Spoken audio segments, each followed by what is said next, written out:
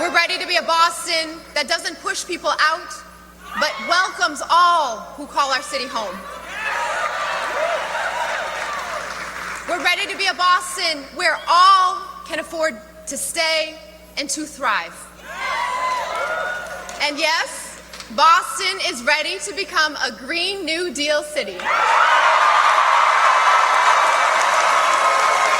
All right, my friends, get ready to free your mind because it's showtime. You just saw a clip of Boston Mayor Michelle Wu at the time she accepted her election as mayor of all the people of the great city of Boston approximately 2 years ago. Well, Michelle Wu is, to put it bluntly, a woke racist. Yes, you heard it correct. She's a woke racist. This is just such an outrage. This mayor had the gall to have a holiday party. But guess what? If you look like me, you're not invited. Yes, that's right. This was a party for white people only. We're going to get into it right now and talk about it as we go along because this is outrageous. Oh, no invite if you are a white person in Boston. The mayor there is Michelle Wu. She's facing backlash over her holiday party exclusively for, quote, electeds of color.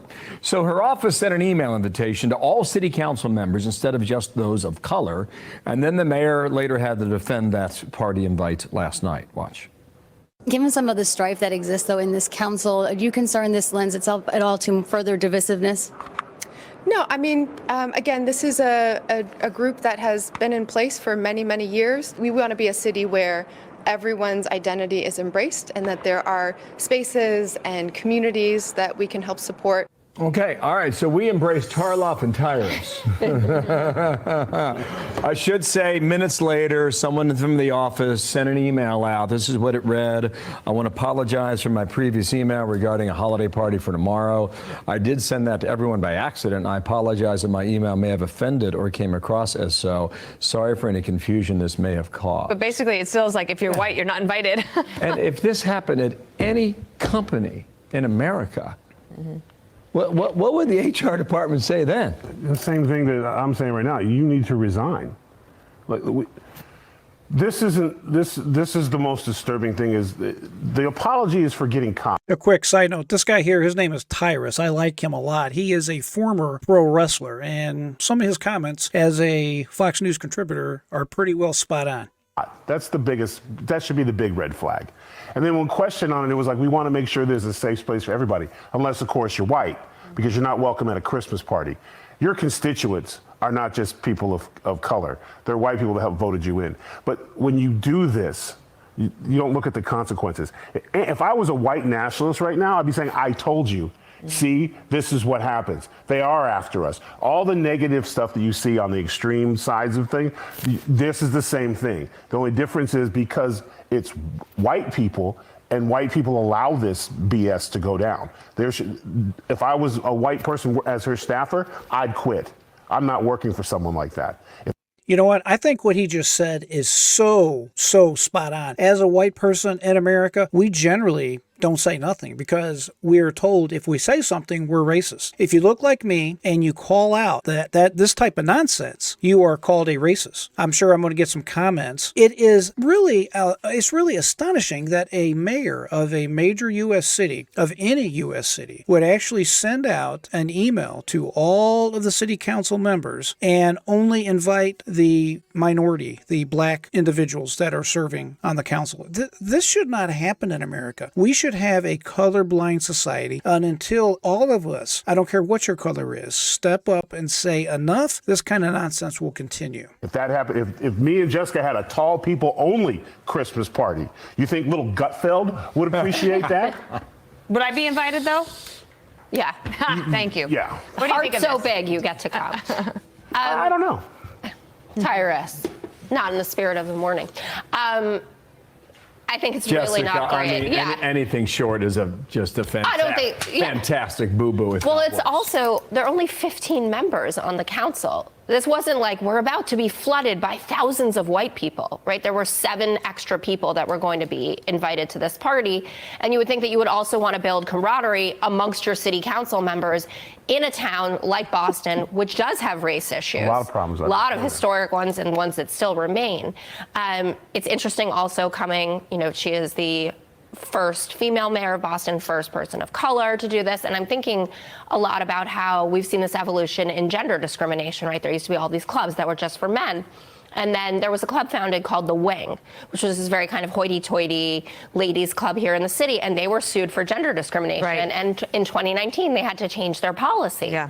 And I understand that people want to spend time with people who are like them. That's something that we do all the time. That happens anyway, though, but, right? Right. But for it to be the For a formal government, rule. yeah. She's really stretching, folks, trying to find a way to defend this type of statement. This is ridiculous, but she's stretching. She's trying to defend the mayor. And for the government office to do it. And let's remember, it was supposed to be secret.